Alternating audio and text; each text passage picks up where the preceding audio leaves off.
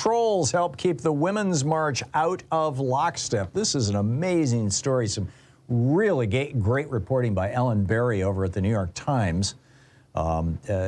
She starts out talking about Linda Sarsour. If that name sounds familiar, she was one of the three women who kind of led and organized and created the Women's March the day after Donald Trump was inaugurated. Remember, a couple of million women showed up in Washington, D.C., the pink pussy hats and all that kind of stuff, to protest Trump's presidency and basically warn America about what was coming, which is here now, by the way. They were absolutely right. And Linda Sarsour is also Muslim and wears a head covering, a hijab, which makes her the perfect target for right-wing trolls. And boy, did they come after her. As Ellen Berry writes for the New York Times, Linda Sarsour woke on January 23rd, 2017, logged onto the internet and felt sick. More than 4,000 miles away, organizations linked to the Russian government had assigned teams to the Women's March. At desks in bland offices in St. Petersburg, using models derived from advertising and public relations, copywriters were testing out social media messages critical of the Women's March movement, adopting the personas of fictional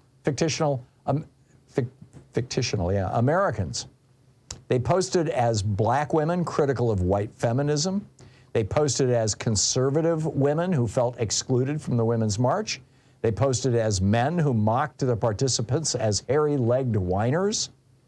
But there was, Ellen Berry notes, one particular message that really did well. And once they had tested all these messages, they went all in on that one message. And that singled out this one element of the Women's March, which was that one of its four co-chairs, I said three before, my error, it's four.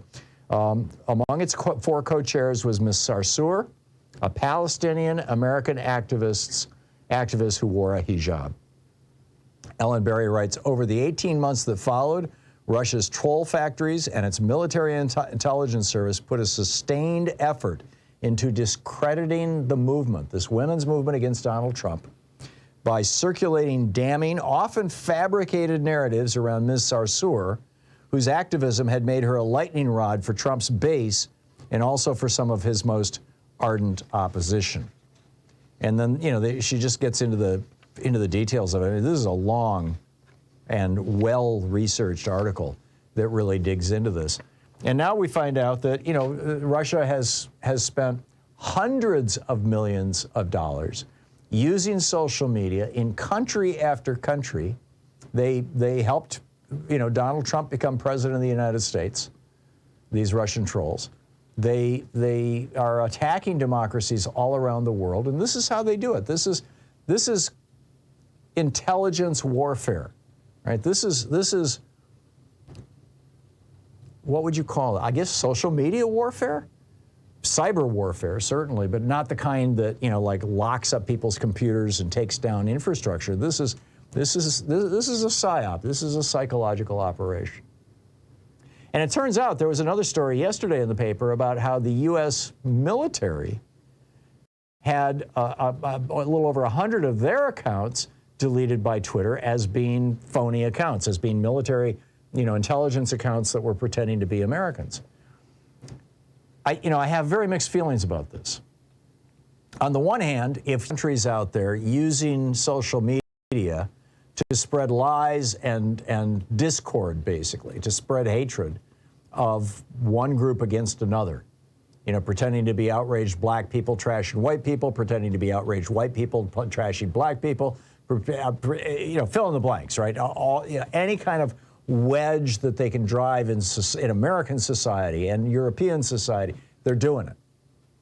And so it seems like, that's an information space, that's a warfare space that we should not just walk away from. On the other hand, why is this space even a space? Social media even allows this to happen. And this gets to my old rant, and I wrote about this in The Hidden History of Big Brother in America, is that, I think, frankly, that we should do away with anonymity on social media. I realize it's a radical position, but at the very least, do away with anonymity with regard to the social media companies knowing who you are for sure. You have to authenticate your identity before you can participate. Now, I get it that there are some people who will go, oh, no, I can't be anonymous anymore, and anonymity is required for political activism in some places, and that's true. And I'm not quite sure how to resolve that. But how do we clean up social media so that the Russians can't trash democracies around the world? I mean, when your country is at risk, if this was just, Linda Sarsour being upset that she's being personally trashed and has to, hire security or something, maybe that's the price of free speech. Just like the old, letting the Nazis march in Skokie, Illinois in the 60s was the price of free speech. But I'm concerned that this goes beyond that. And whether our military should be engaged in these kind of things, well, now, certainly they should not be engaged in these things, in my opinion, inside the United States. But if our military is running social media operations in Russia or in China or in Saudi Arabia or in other countries that view the United States as a threat to their way of life and are actively trying to harm our country, I'm all in favor of it.